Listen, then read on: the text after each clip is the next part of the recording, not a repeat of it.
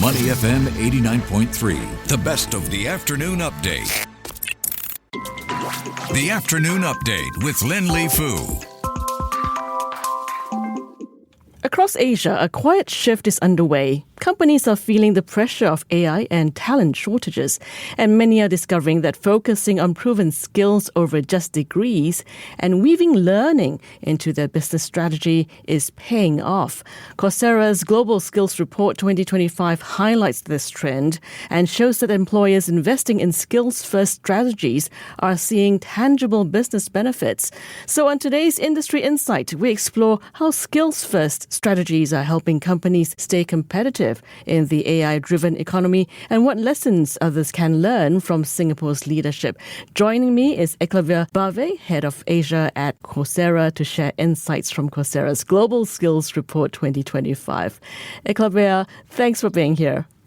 Thank you, Lin Li, for having me. Pleasure to be here. Now, let's start with the big picture. What does Coursera's Global Skills Report 2025 tell us about how employers in Asia Pacific are thinking differently about skills today?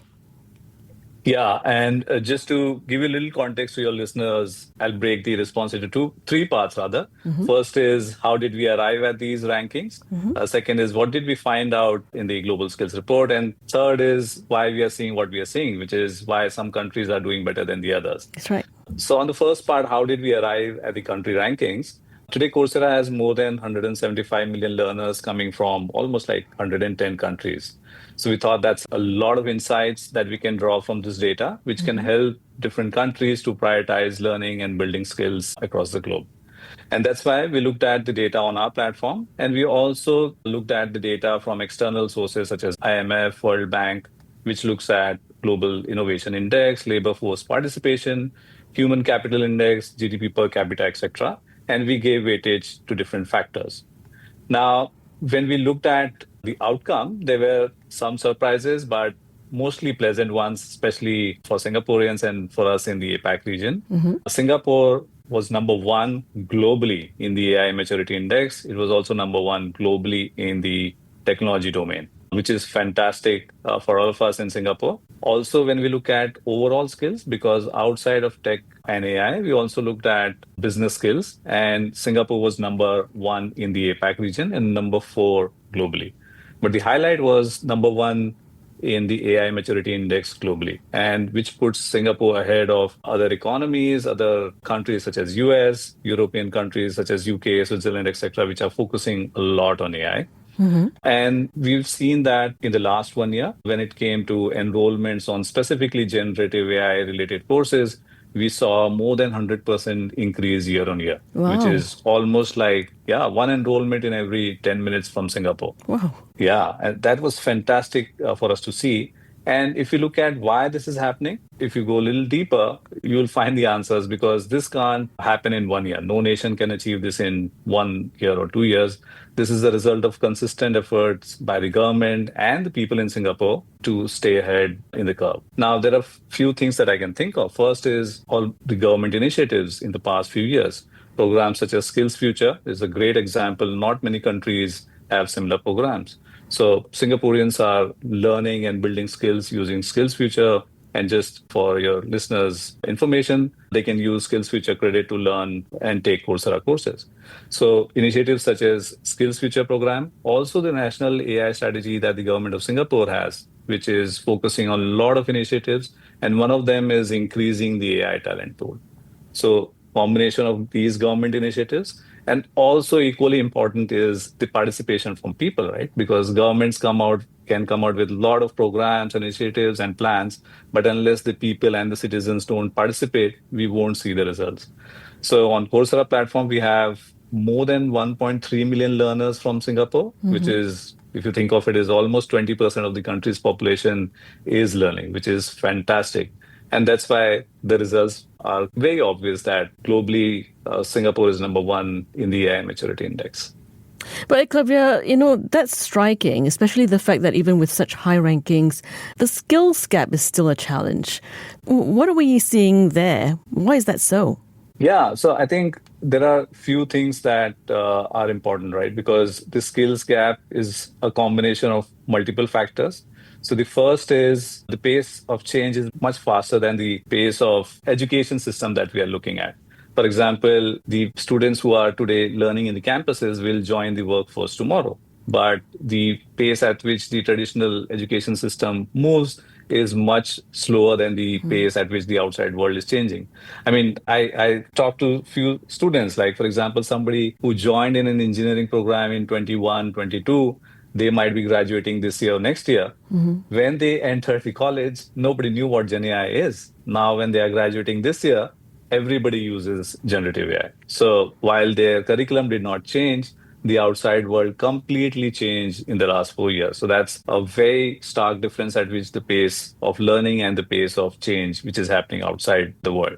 So that's something that we are seeing, that the pace at which learning is happening and the pace at which the things are changing is very different.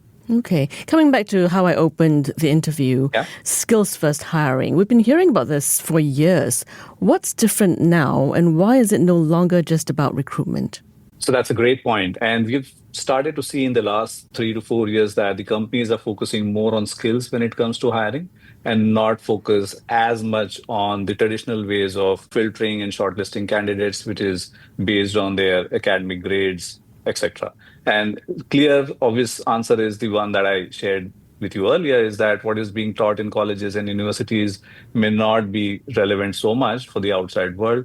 So that's the basic thing that we need to do with the education system, is to look at how we enhance the curriculums faster. But coming back to what you said is the skills first approach, the companies are focusing a lot on skills based hiring. Just to give you some statistics and examples, why this is important, because if you look at last year, 83% of the Singaporean employers found it difficult to find talent even while they were looking for skills, because the pool of the talent, which is a lot of students coming up to the workforce, but they may not with the right skills.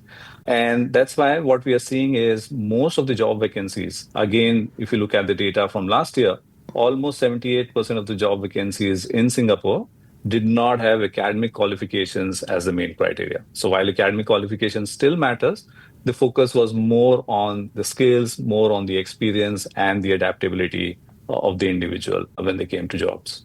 Come back to Singapore, those fantastic numbers. I want to know, what are the challenges that remain? So few challenges that remain. One is 80% of the Singapore employers found it difficult to hire the talent, because while there may be a lot of individuals looking for the job, but the individuals who may have the right skills may not be there.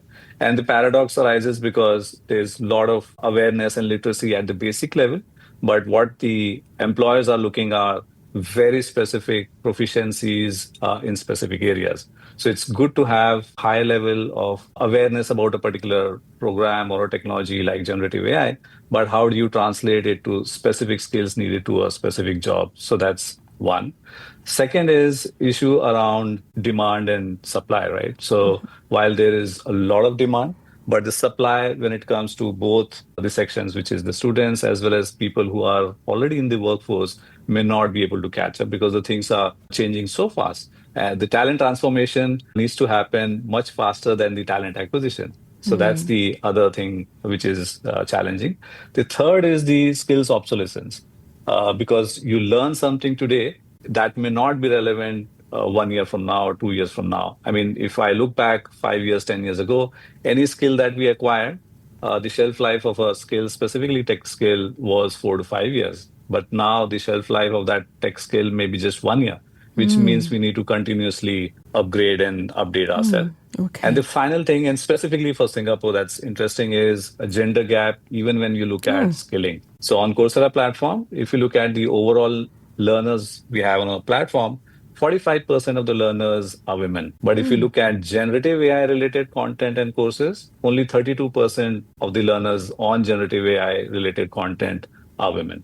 So that's something, again, which is we are not able to fully get the talent pool, which are the talented women in Singapore, to join the workforce when it comes to programs and roles related to AI. It's very interesting, Eklavya. Now, looking at the Coursera's Global Skills Report 2025, what can Singapore learn from other APAC markets, if anything? So while, I mean, it's difficult for number one to learn something from others, we are already number one. But there are a few things which are important, right? So we have seen two things across APAC region. So countries such as Singapore, Japan, Korea, etc., which are in the top 20 in the rankings globally, which reflects years of investment in innovation, education, and also digital infrastructure. But there are other countries which are catching up. So while other economies and other countries such as Indonesia, Malaysia, Philippines, Thailand, they may not be in the top 30, 40 of the rankings, but they are quickly progressing and also catching up.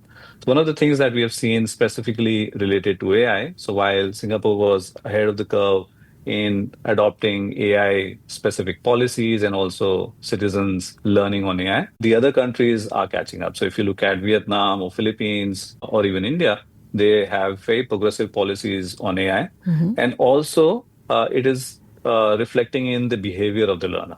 So while we saw almost 100% increase in generative AI related content, 100% YOY increase from Singapore, if we look at the same data for Vietnam or Philippines or Indonesia, the year-on-year increase in enrollments is more than 300%. So for Vietnam, it is more than 400%. For Philippines, it is more than 380%, which means there's a lot of catching up happening from those countries. And the other thing which, Lindley, is important is when it comes to employers and skills acquisition. The employers, as I said, are not just looking at traditional degrees, but they are looking at specific skills. And to help the learners acquire specific skills, we have industry micro-credentials and professional certificates. And some of these countries in ASEAN are focusing a lot on industry micro-credentials. So there's a lot of surge happening and interest coming from the learners to acquire skills through industry content, through professional certificates. All right, Eklavya, before we let you go, what advice would you give to employers and professionals looking to stay ahead in the AI economy? Yeah, Lindley, I mean, traditionally, if you look at any upskilling program in an organization, the focus was more of like, oh, this is a program for HR, this is a responsibility for HR, but that needs to change and that needs to change fast because it is important that skill development, talent development is seen as core business priority and not just as an employee benefit. That's why earlier, while the learning programs and skilling programs were like open learning, here are thousands of courses, go and learn whatever you want to learn, will not help. So companies need to specifically identify the critical skills and then align the learning program to specific skills needed by an individual, by a department. And the third thing I would say is involvement of the leadership of the organization. If you look at and ask any CEO, the biggest constraint that they see in the growth and transformation of the organization is the skilling.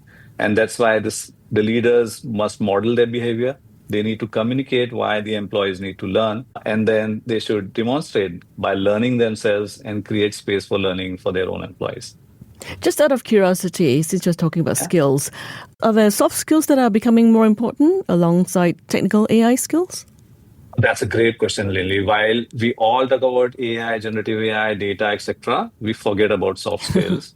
So while digital skills and AI skills are extremely important because they are not limited to only the technology team or IT team within the organization, everybody, I am in business function, you are in journalism, we both need to understand how AI is going to change our job, how it will help. But equally important are human skills, such as adaptability, analytical thinking, creative thinking, because we are living in a world where things are not as clear as or as defined as they used to be earlier. We work in a remote first environment where we may not come to office and meet our colleagues. We work through different locations. So that's why the organizations as well as individuals should equally focus on human skills and soft skills. Eklavya, thank you so much for sharing why skills-first strategies are no longer just an HR trend, but a business imperative in the AI economy. He is Eklavya Bhave, Head of Asia at Coursera. Thank you so much. Thank you, Lindley. You're listening to Industry Insight on Money FM 89.3. To listen to more great interviews, download our podcasts at audio.sg or download the audio app. That's AWEDIO, audio at the App Store and Google Play.